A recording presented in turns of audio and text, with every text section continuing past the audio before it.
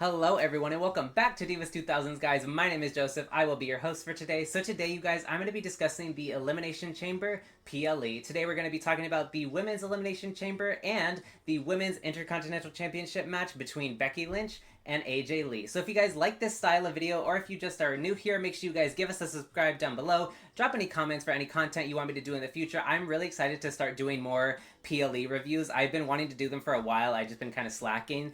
But now that I'm finally here, I will be reviewing the Elimination Chamber, and I'm very excited to do that. So, first we're going to discuss the Women's Elimination Chamber. Now, before I even get started talking about the match itself, I do want to talk about some of the women's gears, because y'all, the women's gears, they were serving me, y'all. I loved almost everyone's gear. I have them pulled up here in front of me, and I just want to kind of discuss whose I loved the most and, you know, whose maybe I wasn't too fond of. But first, I need to discuss the one that I personally loved the most was Miss Tiffany Stratton, because y'all, Tiffany ate. I don't need to say much else. I'll pop up some photos on the screen, but literally, Tiffany's gear, y'all, she was giving me Christina Aguilera. It was giving me Y2K. I've really been in my Y2K era lately. I've been buying like some kind of like Y2K clothes myself. So like this gear that Tiffany wore, y'all, everything. I lived for it. It was so, the butterfly, if it was pink, it would have been giving me Divas Championship, the house. I would have lived for that. But I really loved Tiffany's gear. It was definitely probably my favorite of the night. If I had to pick a close second, honestly, I'm gonna give it to Alexa. I loved Alexa's gear. We know our girl Alexa does not get too many new gears that often, so when she does get new gears, like they're really everything. And this gear that Alexa wore was stunning. I loved it. I loved the pink, the green. There was so many laces, so many straps, so many like all of that. I know a lot of people complain like, oh, the girls wear a lot of straps and the garters, all that stuff, but I personally live for it. Like, I would totally wear that stuff if I could. Let's see. Do I have any more I want to talk about? Let's see. Rhea's was cute. It's kind of in the same realm. She kind of wears the same style like now, which I do love. I love that style on her. It looks fantastic.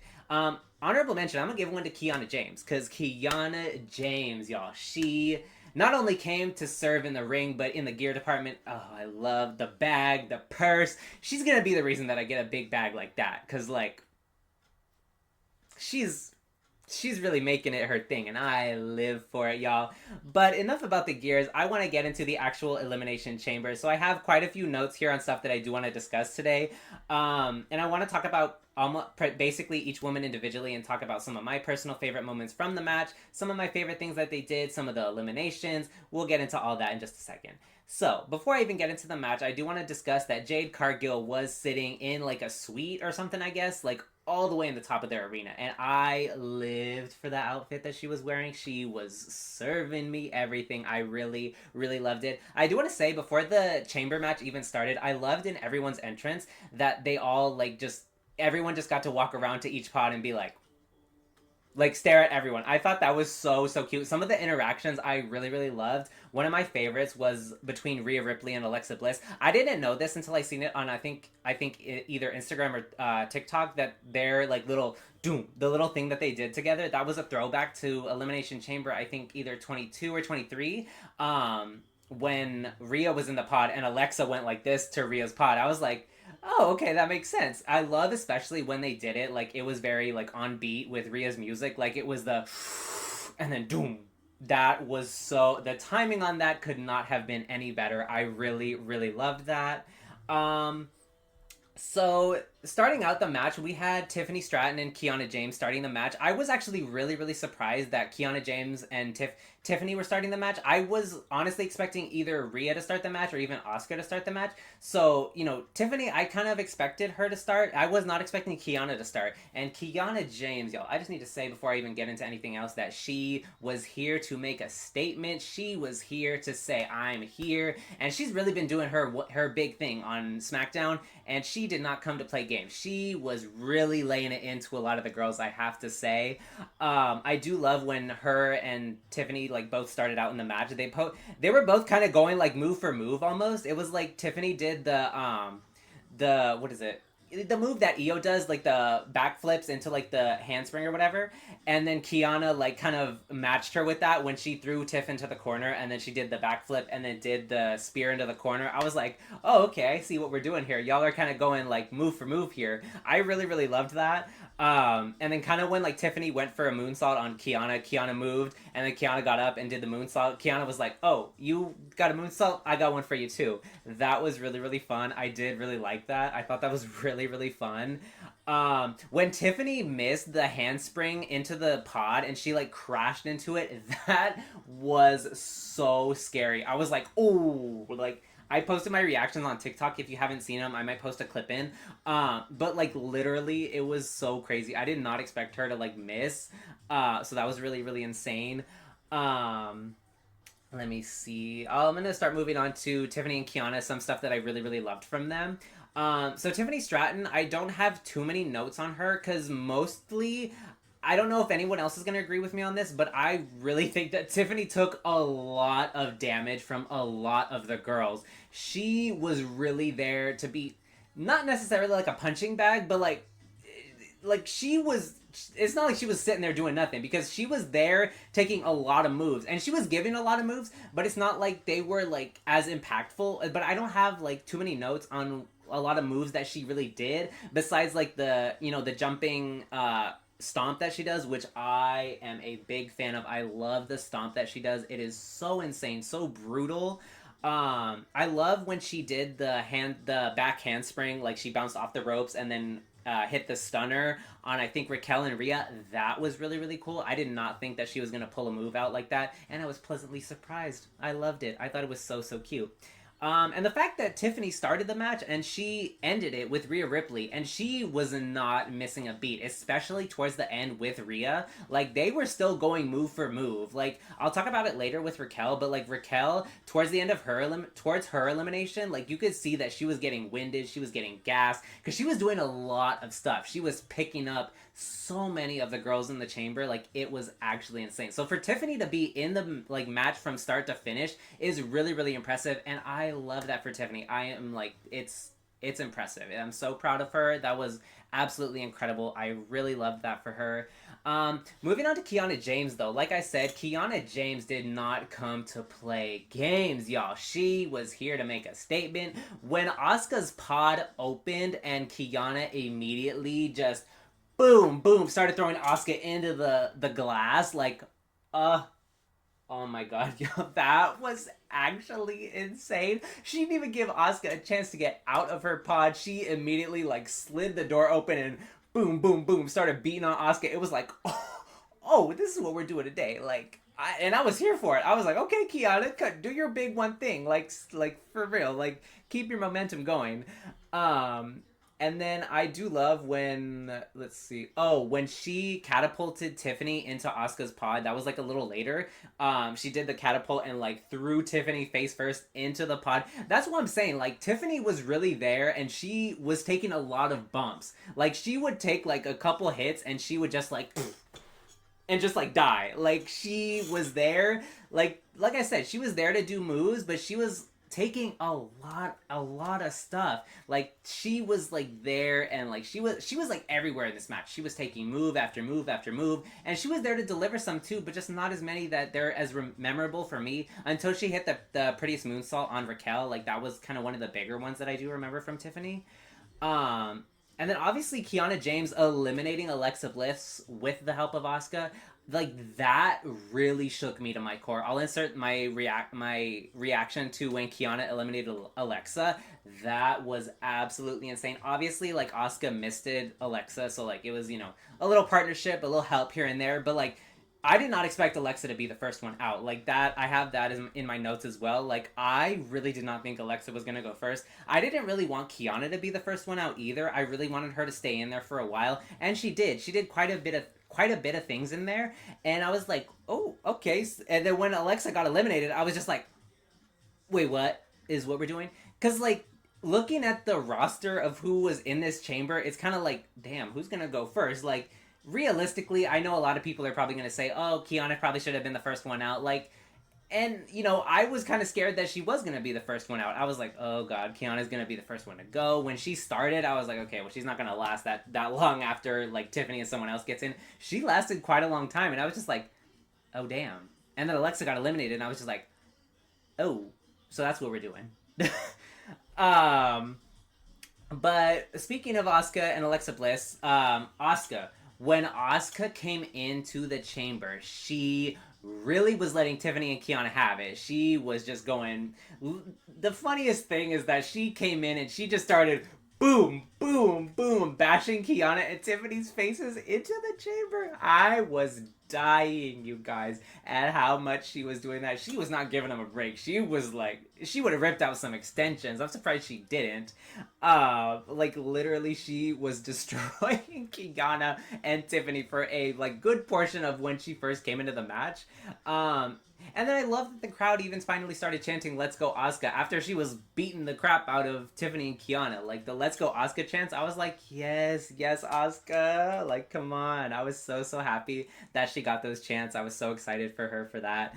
And then obviously, like I said, hitting Alexa with a mist. I love when Asuka uses the mist. That is like one of my favorite things about her gimmick, besides her face paint, which is always on point, always so badass. I love her face paint, but the mist, I didn't think it was gonna happen. Like sometimes I'll forget that Asuka uses the mist, and it's just like, oh wait a minute, it's there. Like she really like keeps it hidden and uses it like for special moments or like for big opportunities. Like in the chamber, obviously, like eliminating Alexa came out of nowhere. Like no one was expecting it. Like when her and Alexa and Asuka had that little face to face before she misted her, I was like, oh, she's just standing there, boom, the mist, and it was just like, oh, like that came out of nowhere, had me shook. I'll insert my clip of my reaction because I was gagged when she did that to Alexa. It was absolutely crazy.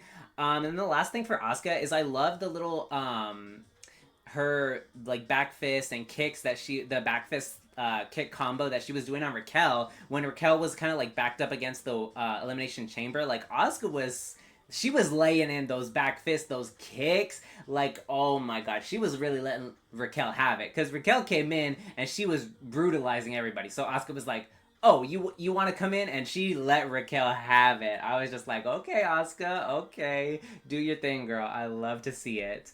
Going on to Alexa Bliss, I only have like one major thing that really she kind of did in the chamber, at least for me, is obviously when she hit the Twisted Bliss off of the pod, which we know she did in the first ever women's elimination chamber, which was so iconic, so legendary. I love that she brought it back. And I have another thing that I don't know if anybody else caught this, but she got stuck on Rhea Ripley's gear. All these girls like have chains, they got like straps, they got, you know, the garters, everything everywhere. So like I'm surprised that doesn't happen more often. It's just like, damn, like y'all really got like hella stuff like hanging off your gear, off your legs, off your arms. Like I'm surprised this doesn't happen more often. I thought it was funny. They got it off pretty quickly. Alexa was kind of like struggling to pull it off, and you could see Rhea was like kind of grabbing it to like pull it off of her. So I thought that was really funny.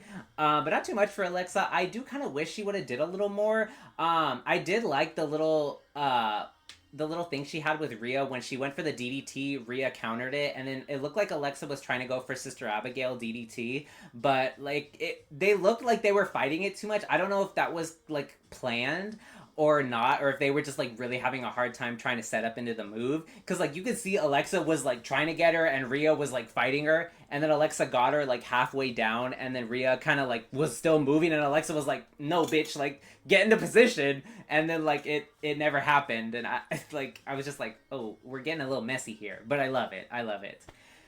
And then the next woman to come in was Rhea Ripley, and Rhea Ripley, y'all, came in like a ball of fire. Like I honestly thought she was gonna be the last one in the match. I was like, okay, well, Rhea's gonna be the last one, obviously. I didn't expect Raquel to get the last spot, so I was kind of happy that Raquel got that opportunity. And I was kind of glad that Rhea got in like during the middle of the mix. Like there was still a few people.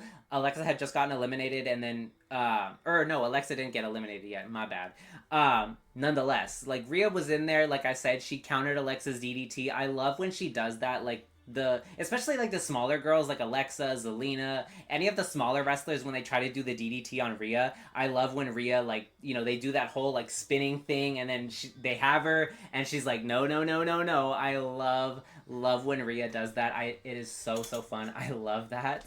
And then the cannonball off of the pod onto Raquel was insane. I loved that spot. I was not expecting that like at all. Once again, that really came out of nowhere, and it was just like, what the hell like is happening? So like, kudos to the girls for coming up with really really creative spots that probably a lot of us haven't seen in Elimination Chamber. So that was really really crazy. I really thought that was a cool visual. Obviously, like Rhea taking that bump is insane because like Raquel only caught like maybe half of her, and Rhea caught like all of the mat. So it was just like, that looked really really painful, but you know, somehow it worked. Tiffany did the moonsault, eliminated Raquel, so obviously it worked. But it was just like, damn, that was a scary spot, y'all. And then when Rhea did the electric chair like face drop to Tiffany, oh my god, that was so scary. And obviously I think that's where we know that Tiffany busted her nose, because like soon after that Tiffany's nose was bleeding, so it was just like, oh damn. Because like that move, especially from that height, how tall Rhea is, how tall Tiffany is, coming down from that height, oh, I would be so scared. I would not want to take that spot ever in my life, because literally seeing Tiffany land face first off of the electric chair, I'm just like, oh, like, no thank you. That is very scary. Yeah, so that was pretty scary, but Rhea was definitely really, really there to do power moves. She really, really showed her own in this match, and I really loved it. I'm also repping the one and only Rhea Ripley on my shirt today, so, you know, we gotta represent the Elimination Chamber winner. I'm gonna talk more about that towards the end when I finish talking about Raquel. Speaking of Raquel, I do want to talk about Raquel coming in like a ball of fire when she was swinging Tiffany around, like when she came in, and I think she grabbed her by the head and just started like woo woo woo, like it was just like, oh, okay, Raquel means business. And she was taking like charge of majority of her spots, like, or of her time in the chamber. She was laying it into all of the girls. She was not letting any of them have any breathing room. Throwing everyone into the cage, it was just like, oh damn, like Raquel is not here to play games. She's here, she's serious. She's big mom, big sexy today. I'm just like, oh my god, she was really here to like kill everyone. Slamming Kiana through the pod like that, like she's done that before, I think with Nikki Cross, but it was a little different. This one with Kiana, I really really liked compared to the other one. That one was really fun. I love that like they kind of went halfway in the pod and then boom, busted straight through the glass. I thought that was really really cool, and obviously I'll post my reaction, like my face. I was screaming at that moment because that was absolute insanity. I was just like, oh wow, like literally wow, because that was insane. I loved that. And obviously I know some people aren't too fond of Raquel eliminating both Kiana and Asuka in a double pin, but I lived for it. I thought it was everything. I really enjoyed it. You know, obviously some people are like, why did it have to be Asuka? Like Kiana, I understand, but like they're really trying to build Raquel as like a big powerhouse. Now obviously we know that they've been doing that for a long time. They've been saying Raquel's a powerhouse, but like the last like year she's really been solidifying herself as a powerhouse, and I love it. Like that moment of her eliminating Asuka and Kiana, especially when she lifted Asuka, like that was like dead weight that she was lifting. Like she had Asuka halfway and then she picked her up the rest of the way and threw her right onto Kiana, went right into the double pin. That was everything. I kind of knew, like, when she did that, I was like, damn, so Raquel's not going to win. Because, like, she already eliminated 2 people. Like, she's probably going next. Like, I immediately knew once she eliminated Asuka and Kiana that it was over for her. So I was kind of like, damn, so Raquel's going next. And she did with the cannonball and the moonsault, which I really loved that moment. That moment was really, really fun. I loved that.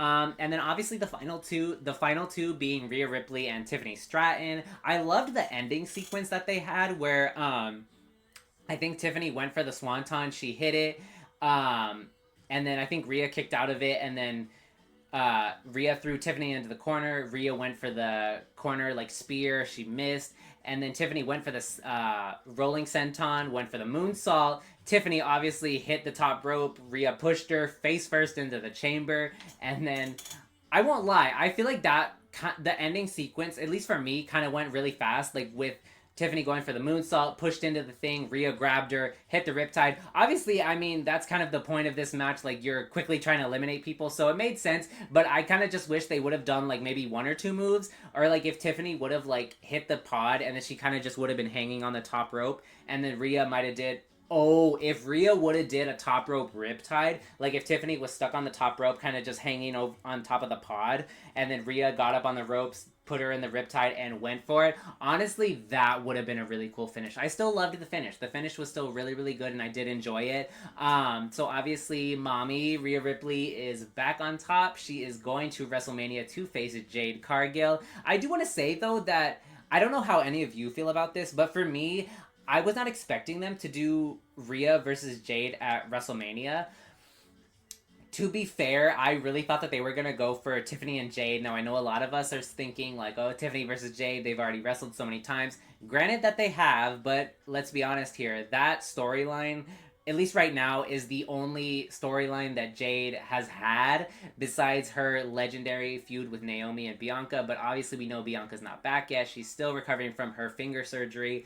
So I really thought that they were going to go with Tiffany and Jade, because I was just like, okay, well, the storyline's still kind of there. But kind of seeing what they've been doing on SmackDown recently between Tiffany and Chelsea, I really feel like WrestleMania, like, somehow it's going to be Tiffany and Chelsea in a match.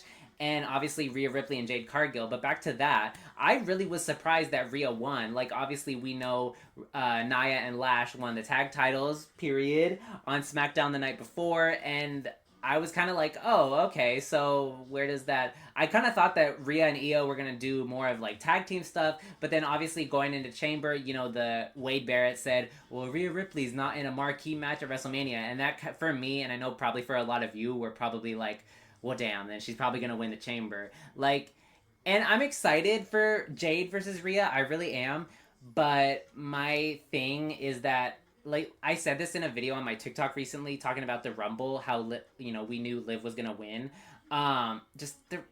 Everything is so predictable lately. Like, Liv winning the Rumble, obviously that was pretty predictable, and then Rhea winning the Chamber, that was unexpected for me, because I didn't expect that to happen, because I thought it was gonna be Tiffany, and, you know, Rhea winning, I was like, oh, okay, not bad, and I was just like, well, where does that leave Io, and, like, there's, like, no story between, you know, Jade and Rhea, but hopefully they change that. Hopefully they change my mind. They build the story. You know, as long as the story's there, I'll be there for it. And even if there's no story, I'm still excited to watch Rhea Ripley and Jade Cargill. I think that is going to be a fantastic match, and I'm really, really excited to see that. I'm really excited to see what kind of stuff we'll see in that match, the build we're going to see towards WrestleMania. So hopefully, fingers crossed, y'all, that they do this feud justice, because, I mean, it's Rhea Ripley and Jade Cargill. And if you can't get a good feud out of them, you're doing something wrong. I'm looking at the SmackDown creative team, because we know on Unreal they've been struggling with the women's storylines, so they better not mess this one up, because if they mess up Rhea Ripley and Jade Cargill, we gonna have a problem.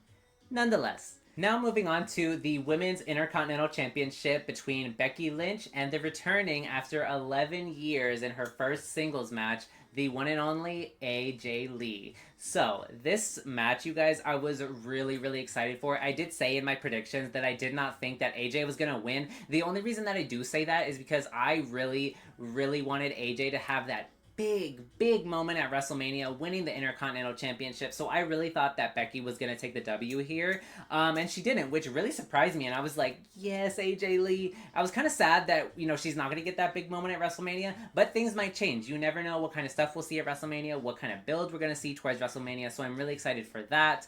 But getting into the match, I do want to mention before the match even started that Michael Cole called AJ Lee AJ Styles.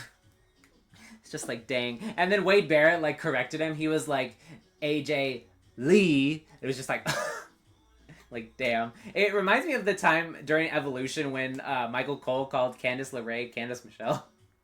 Like, damn, bro's really confused with these women sometimes. Not even women, like AJ Lee and AJ Styles. Two very different people. Two very different legends, I will say that. Nonetheless, talking about Becky and AJ's gear, I loved Becky's gear. I loved the jacket that she wore, the, like, fuzzy jacket with the kind of spiky whatever, the shoulder pads, the spiky shoulder pads, those are kind of cool. I love a good shoulder pad moment. I could never rock it myself, but I know a lot of these wrestlers do, especially Becky Lynch and Seth Rollins. They love their shoulder pads, and I love that for them. It is everything. AJ Lee, her gear was really, really cute. It was really simple, you know, black top, black shorts, the belt. She was really giving us, you know, that 2016 AJ Lee vibes with the knee-high Converse. I really gotta buy myself a pair of knee-high Converse, y'all, because I've been wanting those ever since I started liking wrestling back in the day, and AJ started rocking them. I was like, oh god, I need to buy me some one day. Those rainbow ones that she wore at WrestlePalooza, I wanted those so bad, and when I went to go check the website after the match, they were sold out. I was like, damn it! Like, damn, why did I miss my opportunity? But anyways, back into the match. I loved that starting out, like, Becky Lynch already, like, was mocking AJ Lee, and she hit the pose on the ropes. Like, that was actually crazy. I started laughing when that happened.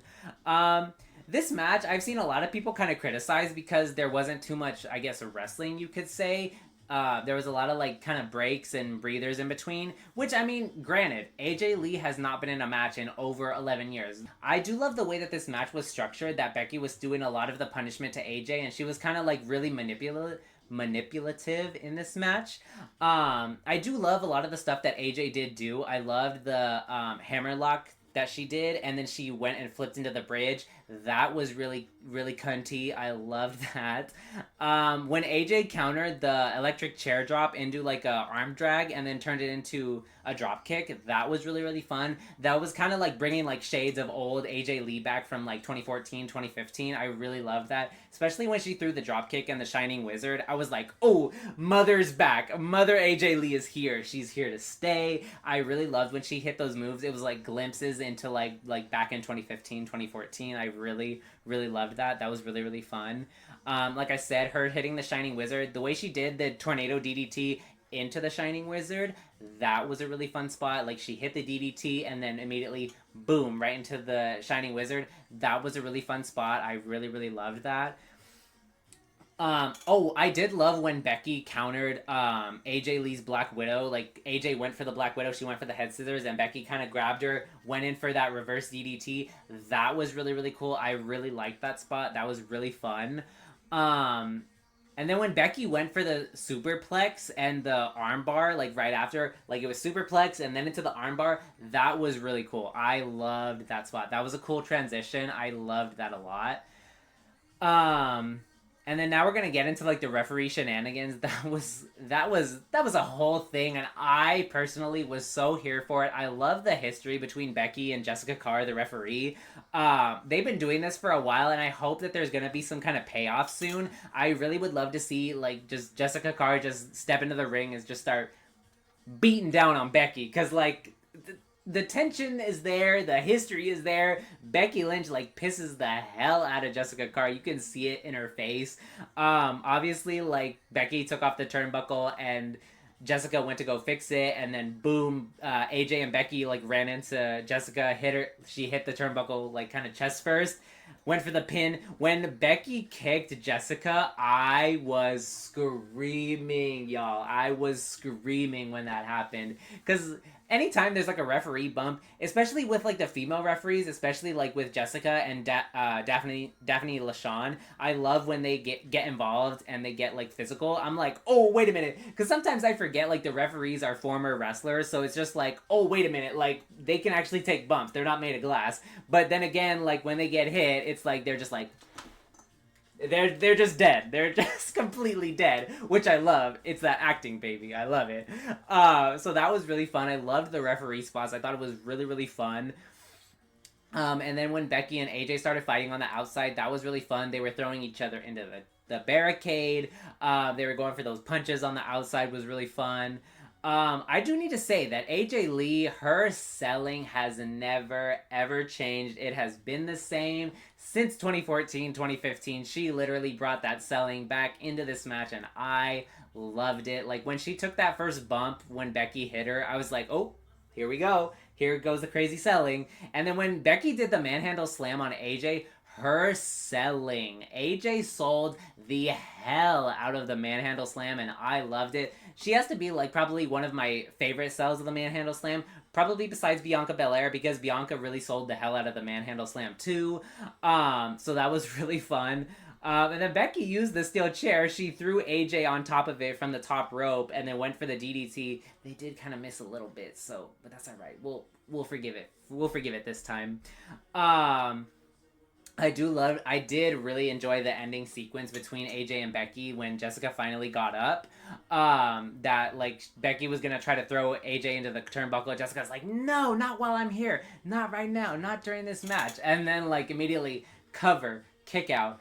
Becky goes, they both punch each other. Becky goes running into that turnbuckle, literally running into that turnbuckle. It was like, oh, she ate the turnbuckle. Like, she did not hit the turnbuckle. She ate that turnbuckle, baby.